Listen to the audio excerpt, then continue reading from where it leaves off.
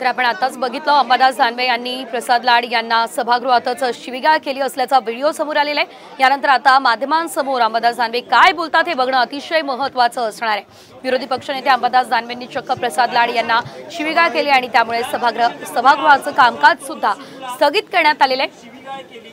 समोरच्या सदस्यांनी केलेली आहे पण तोल सुटला त्यामुळे राजीनाम्याची मागणी आहे।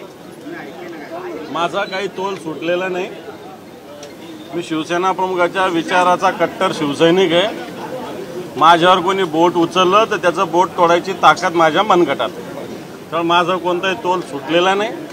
जो या विषयाशी संबंधित सभागृहाचा विषय नव्हता, सभापतीला बोललं पाहिजे। माझ्याकडे बोट दाखवून माझ्याकडे हातवारे करून समोरच्याला सदस्याला बोलायचा अधिकार नाही।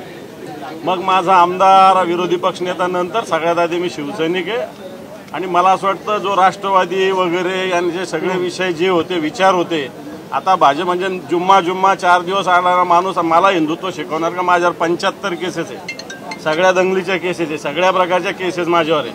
4 वेळेस तडीपार झालेला माणूस आहे, मी शिवसैनिक आहे आणि मला हिंदुत्व शिकवणार प्रसाद लाड सारखा माणूस भाटगा नुसता धंदा करणारा पक्षाचा विचार घेऊन तो मला हिंदुत्व शिकवणार का?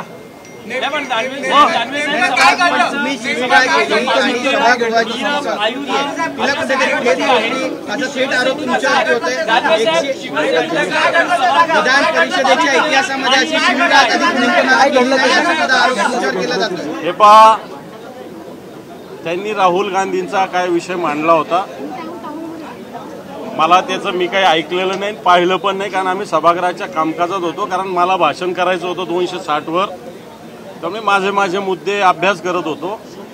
परंतु सगळं भारतीय जनता पार्टी विशेषतः वेगळ्या विषयावर गोंधळ घालत असताना विरोधी पक्षनेता म्हणून मला या सगळ्या भूमिकेत बोलण्याचा अधिकार आहे आणि म्हणून एवढाच प्रश्न मी सभापतींना केला की हा विषय आपल्या सभागृहाशी संबंधित आहे का? एवढाच प्रश्न मी सभापतींना केलं। आहे नाही उत्तर देणं हे सभापतींचं काम आहे। सभापतीनं आहे म्हटलं किंवा नाही म्हटलं तर जबाब विचारायचा त्यांनी सभापतीला, मला बोलायचं काही कारणच नव्हतं। त्याच्यामुळं मी माझ्या जागेपासून बाजूला सारल्यानंतर मी शिवसैनिक म्हणून माझा अवतार धारण केला, हे सत्य। मात्र राजकारणामध्ये आता वैयक्तिक दुश्मनी होते असं म्हणावं का? वैयक्तिक जाते राजकारण असं म्हणावं।